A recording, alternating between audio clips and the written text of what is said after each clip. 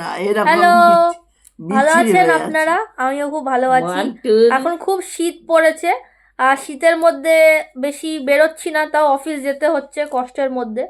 এটা হচ্ছে আমার মাম, সুন্দরী মাম।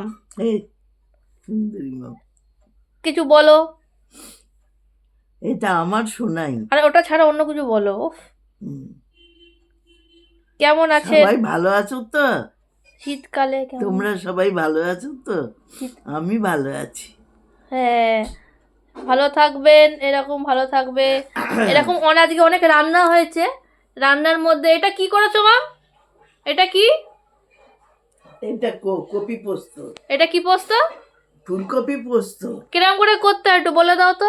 ও, এটাকে কোথায়, কপিটাকে আজকালকার সার ফার দেওয়া তো, সেই জন্য কপিগুলোকে ছোট ছোট করে কেটে একটু ভাপিয়ে জলটা ফেলে দিই, দিয়ে বেশ করে তেলের মধ্যে জিরে ফোড়ন, তারপর শুকনো লঙ্কা দিয়ে কপিগুলোকে বেশ করে নেড়ে, তারপর আলুগুলো দিয়ে খুব বেশ নাড়াচাড়া করে, তারপর জল ঢেলে দিই, সামান্য জল, বেশি না।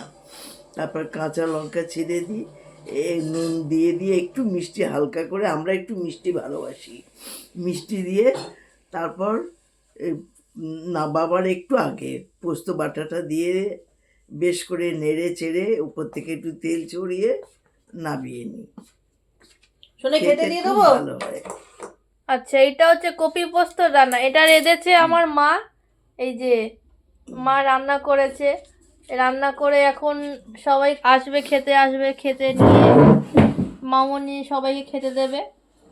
এখন বাজে 9:30, 9:30টার সময়, এখনো বাবা আসেনি। বাবা আসার পর তারপরে। এইটা আমার মিষ্টি নাতনি। আচ্ছা, উফ, হুম, তো ভালো থাকবেন সবাই। টাটা।